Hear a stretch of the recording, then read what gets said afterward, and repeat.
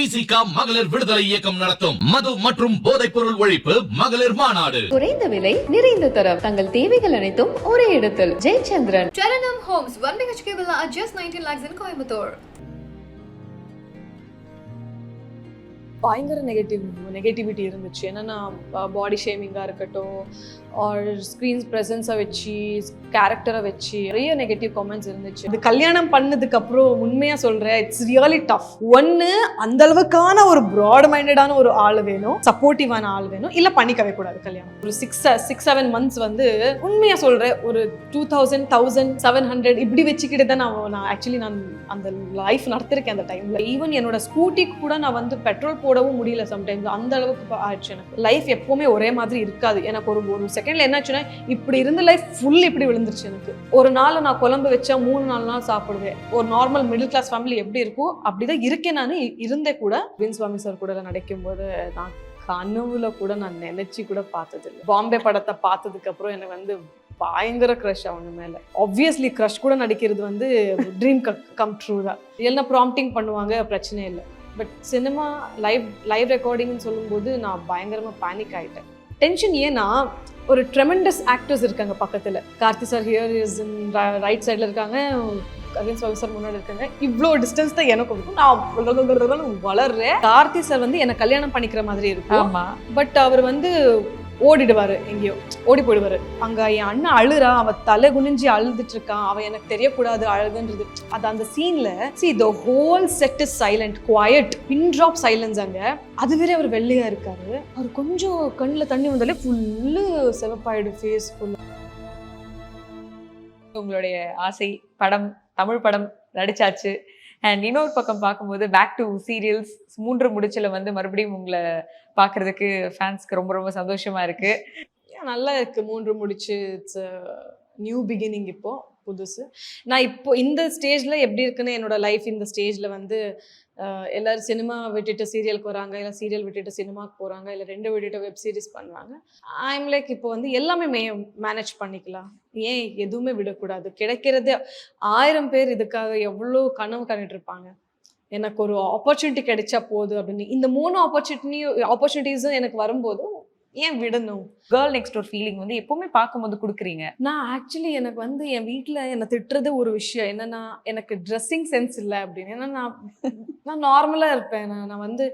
நான் இப்போவும் சொல்கிறேன், நான் வந்து ட்ரெஸ்ஸஸ் வாங்கியிருப்பேன், இருக்கும் என்கிட்ட. ஆனால் நார்மலாக இருக்கலாமே, எதுக்கு போடுறது அப்படின்னு. அது ஒரு விஷயம். இன்னொன்று, ஐயோ போட்ட பழசாயிடுவேன், மறுபடியும் வாங்கணுமே, மறுபடியும் வெளியில் போகணுமேன்றது ஒரு மெயினாக வெளியில் போகணும்னு. I don't like to Rome around சும்மா அப்படியே. இன்னொரு பக்கம் ஹேட்னாலும் அதுவும் வந்து எங்கன்னு பார்த்தா அதுவும் நம்மளை நோக்கி ரொம்ப ஹார்டாக ஹிட் ஆகுது. நீங்க எப்படி அதை பேலன்ஸ் பண்றீங்க? இன்னும் உங்களுக்கு நெகட்டிவ் காமெண்ட்ஸ் வருதா? ER பண்ணும்போது எனக்கு பயங்கர நெகட்டிவிட்டி இருந்துச்சு. என்னன்னா பாடி ஷேமிங்காக இருக்கட்டும், ஆர் ஸ்க்ரீன்ஸ் ப்ரெசன்ஸை வச்சு, கேரக்டரை வச்சு, அந்த சீரியல் கேரக்டரை வச்சு நிறைய நெகட்டிவ் காமெண்ட்ஸ் இருந்துச்சு. மேபி இப்போ ஒரு கமெண்ட் வர்றதில்லை எனக்கு. உண்மையாக சொல்கிறேன், ஒரு 200, 300, 500 கமெண்ட்ஸ் எல்லாம் வரும். ஒரு நெகட்டிவ் கமெண்ட் நான் படிப்பேன். Actually I read comments. Actually எல்லாரோட கமெண்ட்ஸும் நான் படிப்பேன், உட்காந்து பொறுமையாக உட்காந்து படிப்பேன். அதனால தான் வீட்டில் சும்மா உட்காருவேன் நான் வெளியில் போகாமல். என்னென்னா படிக்கும்போது ஒரு நெகட்டிவ் கமெண்ட்டும் இன்னி வரைக்கும் வந்ததில்லை ஆஃப்டர் ER. ஸோ நான் என்ன புரிஞ்சுக்கிட்டேன்னா, ஓகே ஃபைன், யார் நெகட்டிவ் கமெண்ட் போட்டுட்டு இருந்தாங்களோ அவங்களுக்கும் புரிஞ்சுது நான் என்னன்னு.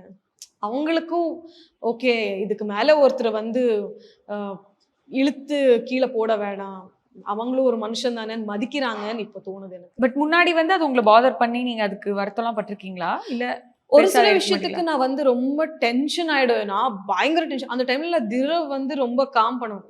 கமெண்ட் தானே, இட்ஸ் காமெண்ட், அவர் தானே டைம் வேஸ்ட் பண்ணிக்கிறார், நீ ஏன் இவ்வளோ கவலைப்படுற அப்படி எல்லாமே சொல்லியிருக்காரு. பட் அவர் அந்த டைம் வச்சு அவர் அந்த பேட் கமெண்ட் போடுறாருன்னா அவருக்கு ஏதோ ஒன்று பிடிக்கல என்கிட்ட. உண்மைதானே? ஆமா, அவர்கிட்ட ஏதோ ஒன்று பிடிக்கல. That I have to correct. அதை நான் கரெக்ட் பண்ணிக்கணும். ஸோ மேபி அதை கரெக்ட் பண்ணதுனால வந்து இப்போ அவங்களுக்கும் நான் பிடிச்ச ஆரம்பிச்சுட்டேனோ என்னன்னு தெரியல. ஒரு பேலன்ஸ் ஏன் சுவாதி பண்ண ட்ரை பண்ணலாம்ல, இதுவும் அதுவும் சேர்த்து அப்படி பர்சனல் லைஃப்? அது முடியாதுங்க. அது கல்யாணம் பண்ணதுக்கு அப்புறம் உண்மையா சொல்றேன், இட்ஸ் ரியலி டஃப். ஒன்று, அந்த அளவுக்கான ஒரு ப்ராட் மைண்டடான ஒரு ஆள் வேணும், சப்போர்ட்டிவான ஆள் வேணும், இல்லை பண்ணிக்கவே கூடாது கல்யாணம். அவ்வளோதான் சொல்றது. ஆனால் எனக்கு இன்னி வரைக்கும் யாரும் அவ்வளோ ப்ராட் மைண்டடா நீ பண்ணு, நீ போ, நீ அப்படி இரு அப்படின்னு சொன்னா ஒரு ஃப்ரெண்டு கூட கிடையாது. போய் பையன் அப்படியா? ஸோ அப்படி இருக்கும்போது ஓகே ஃபைன், இன்னும் தேட வேண்டியது இருக்கு, இன்னும் கிடைக்கலன்றது ஐ அண்டர்ஸ்டுட். ஓகே. இங்க ஏன் பெருசா உங்களுக்கு நீங்க ஃப்ரெண்ட்ஸ் ஒரு அமைச்சுக்கலையா? கொஞ்சம் பர்சனலாவே இருந்துட்டீங்களா? கேங்கோ இல்லை 1-2 ஃப்ரெண்ட்ஸோ அந்த மாதிரி? தூரையே வச்சு கிட்ட யாரையும் விட மாட்டேன். 1 arm டிஸ்டன்ஸ்ல. பயமா ஏதாவது ஹர்ட் ஆயிடுவோமோன்ற பயம்? ஏன் ஆப்வியஸ்லி ரீசெண்டாக ஐ பின் த்ரூ மெனி திங்ஸ். எப்படின்னா நான் எல்லா டைம்லயும் நான் எப்படி மாட்டுவேன்னா, நான் தப்பு பண்ணாம மாட்டுருவேன் அந்த இடத்துல. People will blame me because தப்பு பண்ணல, ஆனா நான் தப்பு பண்ணிருக்கேன்னு என்ன பிளேம் பண்ணுவாங்க. சரி ஓகே, ஒருத்தருக்கு நல்லது பண்ண போய் நான் தப்பு, நான் என்னதுன்னு சொல்லலாமா? Like that's friends issues. Okay, friends issues. ஒருத்தருக்கு நல்லது பண்ண போய் இப்போ நான் கெட்டவ ஆயிட்டேனே. ஸோ அந்த மாதிரி யார் விஷயத்துலையும் ஆக வேணாம், யாரையும் அவ்வளோ க்ளோஸாக வச்சுக்க வேணாம், யாரும் அவ்வளோ க்ளோஸ் ஃப்ரெண்ட்ஸும் ஆக வேணாம். என்னை பொறுத்த வரைக்கும் நான் சொல்றது, என்ன க்ளோஸ் ஃப்ரெண்ட்ஸ் இருந்தாலும் 1 arm டிஸ்டன்ஸ்ல இருக்கிறது நல்லது என்னை பொறுத்த வரைக்கும். அதுக்கப்புறம் ஃப்ரெண்ட்ஸ் எல்லாம் வாய்ப்பே இல்லை. என்னங்க சொல்றீங்க? Single person. உண்மையா சொல்றேன். இது என் அப்பா அம்மா நார்மலா தான் பாக்குறாங்க என்ன. எனக்கு தான் ஆச்சரியமா இருக்கு, என் அப்பா அம்மா ஏன் கேட்க மாட்டேங்கிறாங்க எனக்கு யாரும் ஃப்ரெண்ட்ஸ் இல்லைன்னு. இப்போ இருக்கிற சக்கு எல்லாமே லைக் இப்போ காலேஜ்ல வந்த ஃப்ரெண்ட்ஸ், பட் ஸ்கூல்ல எல்லாமே ஒரு கேங்குன்னு இருக்குல்ல, அந்த கேங்குக்குள்ள நான் போனதே கிடையாது. இன்னைக்கும் நான் தனிதான். அப்படி பார்த்தா single women, independent women, that's it. Okay okay. Friends இருக்கணும்னா இல்லை, நீங்க சந்தோஷமா இருக்கீங்களா இல்லையா எண்ட் ஆஃப் 3 அதுதான் மேட்டர்ஸ். ஒரு 60% ஹாப்பியா இருக்கு. ஓகே. மீதி 40% சீக்கிரமா அது போயிட்டு இருக்கு இன்னும். ஓகே. இந்த சிம்பிளிசிட்டியை வந்து நிறைய பேர் மிஸ் அண்டர்ஸ்டாண்ட் பண்ணிக்க வாய்ப்பு இருக்குல்ல. பாவம் சிம்பத்திக்காக பண்றாங்க. சிம்பத்திக்காக இல்ல, பாவம் அவங்க ஏதோ ஃபைனான்சியல் ஸ்ட்ரகிள்ல இருக்காங்க. இருக்குங்க, யாருக்கு இருக்காது. எனக்கு ER பண்ணி முடிச்சதுக்கு அப்புறம் பயங்கர ஃபினான்ஷியலி பயங்கர கிரைசிஸ். அது ஒரு என்ன டிசம்பர், மார்ச், ஏப்ரல், மே வரைக்கும் ஒரு 6-7 months வந்து உண்மையா சொல்றேன், ஒரு 2,000-1,700 இப்படி வச்சுக்கிட்டு தான் நான் ஆக்சுவலி நான் அந்த லைஃப் நடத்திருக்கேன். அந்த டைம்ல நான் சிம்பத்திக்காகவோ ஐயோ பாவம் சொல்றதுக்காகவோ இல்லை. அந்த டைம்ல பாவம் அவருக்கு வந்து பேமெண்ட் பண்றது கொஞ்சம் ஸ்டக்கா இருக்கலாம். என்னன்னா ப்ரொடக்ஷனும் நம்ம சொல்ல முடியாது. அவங்களுக்கும் நிறைய டிரான்சாக்ஷன் ஆகி ஏதோ ஒரு விஷயத்துல ஸ்டக்கா இருக்கலாம், இல்லை அவருக்கே வர்றது லேட்டா இருக்கலாம். இப்படியெல்லாம் இருக்கும்போது எனக்கு வந்து பயங்கரமா ஆடி அந்த டைம்ல. என்னன்னா எல்லாம் வந்து ஒரு சில விஷயங்கள்ல நான் இன்வெஸ்ட் பண்ணிக்கிட்டேன். பர்சனல்ல நான் என் அப்பா சொன்னது வந்து ஐ பாட் அ லேண்ட் சம்திங் அந்த மாதிரி எல்லாம் இன்வெஸ்ட் பண்ணதுனால கையில இருந்தது இல்லை. எனக்கு தெரியாது, சடனா நிறுத்துறாங்க சீரியல் அப்படின்னு. என்னன்னா இப்படி நிறுத்திட்டாங்க சீரியல், என்ன பண்றதுன்னு தெரியல அடுத்து. அப்படி இருக்கும்போது பயங்கர கிரைசிஸ்ல போயிட்டு இருக்கேன். எங்கேயாவது போகணும், நான் ஏதாவது லுக் டெஸ்ட்டுக்கு போகணும், இது இன்னொரு விஷயத்துக்கு போகணும். அப்படி இருக்கும்போது பயங்கரமா கஷ்டப்பட்டுட்டேன். ஈவன் என்னோட ஸ்கூட்டிக்கு கூட நான் வந்து பெட்ரோல் போடவும் முடியல சம்டைம்ஸ். அந்த அளவுக்கு ஆயிடுச்சு எனக்கு. எனக்கு வந்து காசு இருக்கட்டும் இல்லாம இருக்கட்டும், நான் சொல்றேன் எல்லா டிரான்ஸ்போர்ட்டேஷன் மோட் இருக்குல்ல, அதுல நம்ம போறது பழகிக்கணும். அதுல லைஃப் எப்பவுமே ஒரே மாதிரி இருக்காது. எனக்கு ஒரு செகண்ட்ல என்னாச்சுன்னா, இப்படி இருந்த லைஃப் ஃபுல் இப்படி விழுந்துருச்சு எனக்கு. அப்படி ஆயிடுச்சு ரீசெண்டா. இப்போதான் நான் வந்து கொஞ்சம் I'm breathing from past 4 months. Till then, from that time till this time கம்ப்ளீட்டா எப்படி ஆச்சுன்னா ஃபுல் பிளாக் ஆயிடுச்சுங்க எனக்கு. கம்ப்ளீட்டா பிளாக். வீட்டுல இருந்து வெளில வரவே இல்லை. At the same time I've been through depression. என்னைக்கும் ஒரு நாள் கால் பண்ணி எனக்கு ரொம்ப கஷ்டமா இருக்கு, எனக்கு ஒரு 10,000 வேணும், 15,000 வேணும், எனக்கு காசு போடுறீங்களான்னு. ஈவன் தோ நான் ஒரு 2,000 வாங்கியிருந்தாலும் நான் திருப்பி கொடுத்துருக்கேன். அது டபுளாவே கொடுத்துருக்கேன் வீட்டுல, ஒரு 2 வாட்டி என்னமோ. பட் அதுக்கு முன்னாடி இருக்கட்டும் அதுக்கப்புறம் இருக்கட்டும் ஒரு வாட்டியும் நான் காசு கேட்டதில்லை வீட்டுல. அந்த டைம்ல சீரியஸா சொல்றேன், ஆர்டிஸ்ட் விட ஒரு ஹியூமன்னா எனக்கு ஒரு மனுஷனா வந்து எனக்கு வந்து சர்வைவ் ஆகிறது கஷ்டமாயிடுச்சு. ஒரு நாள் நான் குழம்பு வச்சா 3-4 நாள் சாப்பிடுவேன். ஒரு நார்மல் மிடில் கிளாஸ் ஃபேமிலி எப்படி இருக்கும் அப்படிதான் இருக்கேன். நான் இருந்தே கூட அப்படி சர்வை ஆகிறதுக்கு கஷ்டமாயிடுச்சுங்க எனக்கு. அது வந்து என் வீட்லயும் நான் சொல்லிக்கல அந்த என்னன்னு. அவங்களும் கூப்பிட்டாங்க வந்துரு அப்படின்னு. ஆனா இங்க இருந்து அங்க போகணும்னா மினிமம் 1,500 2,000 செலவாகும். அதே இருந்தா இங்கே 1 week இல்லை 3 weeks போயிடுமே. 1 month நம்ம சர்வை ஆகலாமே, அப்படி யோசிச்சேன் நான்.